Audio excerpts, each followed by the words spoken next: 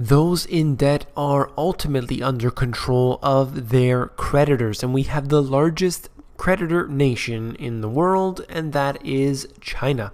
But today, we're going to discuss how China's economy is sinking fast. You came here for the truth, so let me unveil that for you. I want to discuss exactly why China is important. I want to get into a few of the undisputable facts and show you a bunch of charts which prove my points. Let's begin with this here. Chinese GDP growth widely acknowledged to be well below the new 7% GDP target already. So we're looking at this GDP number that they put out, and they say we're going to have this target of 7%, and they can't even meet it.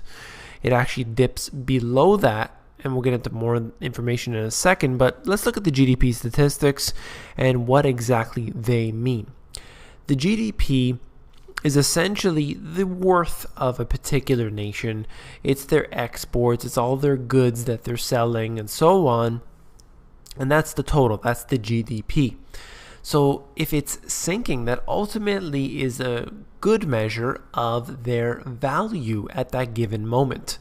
So when you have a nation beginning to slow down in their GDP numbers, you can expect other things will slow down as well. So when you have this official GDP number declining, you have a big problem.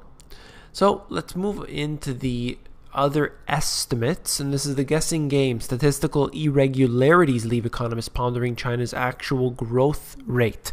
So they decide to make their own. And you look at the official GDP figures on the left here, 7%. And then these other ones, Capital Economics, Citibank, Conference Board, and Lombard Street, all hovering in between essentially 4%, 5%. And these numbers are significantly different than what the government is projecting with their 7% number. They're not going to be able to meet this number unless they really ramp up the QE, unless they take care of it in that regard. But all that's doing, of course, is devaluing the yuan. They want to devalue the yuan, but they don't want to essentially devalue it to the ground. It's a race to the bottom, but at a snail's pace. And right here in this one, we're going to look at China industrial production year to date, year over year. We're looking at going back into the Lehman crisis. I believe I've showed you this before, but we're looking at the new numbers here. Industrial production, obviously, particularly for China, is extremely important. And what happens when it declines, look at it. Right after the financial crisis, you have this big dip, and then it shot up very quickly, but ever since then has been declining significantly. You're heading back into the Lehman crisis era. In many ways, it's actually surpassed that.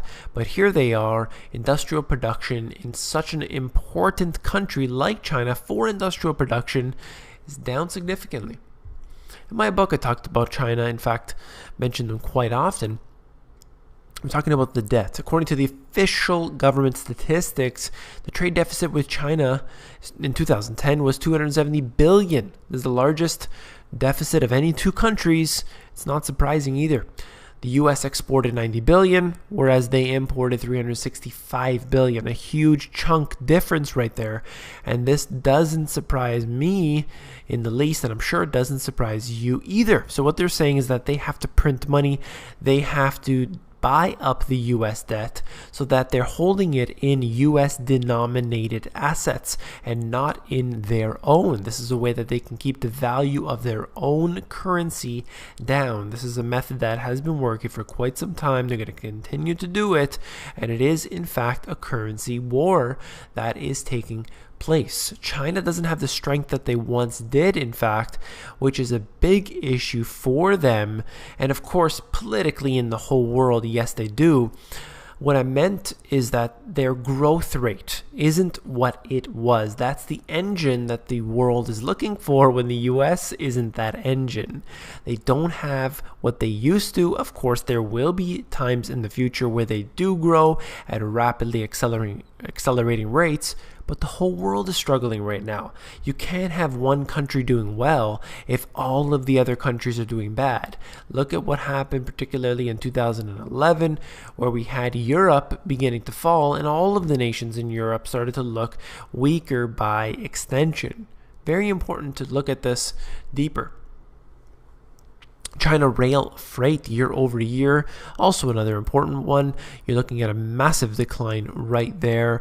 This is just one other example. When you want to talk about rail, you need to look at the statistics like this. When you want to talk about shipping, something like the Baltic Dry Index is extremely crucial to look at. We're down significantly, decades low, and this is not really going to be fixed anytime soon. This is quite unfortunate. And last but not least, we get 4 charts in one. We're looking at steel. And the first chart in the top left corner, you can see that China is definitely ahead of the rest of the world in this regard, but they're still declining at the same rate. So it goes to show you that everything is interconnected. Global iron ore production is up significantly. That's something to look at. China's steel demand flattens out. This is going to show you that the production, whether it's building new homes or building commercial things, whatever it might be, their production levels are down. And last but not least, as iron ore supply continues to rise, when you have supply and demand fundamentals in place, you're going to have a serious issue. For this in particular, the supply is increasing, yet the demand is staying flat. Perhaps we'll head negative at some point soon. So here we have a problem, a future crisis on our hands. If you found this video informative, please give me a thumbs up.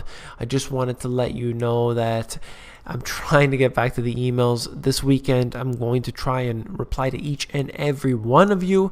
And I would also say that you need to be a subscriber on here. We have about 20,000 subscribers at the Money GPS YouTube channel, and I want to see many more coming through. So I do appreciate every time you hit the thumbs up, all your comments, all of your shares that you do. Is very important to get the word out, as well as to promote what I have here. Very kind and generous that you do so.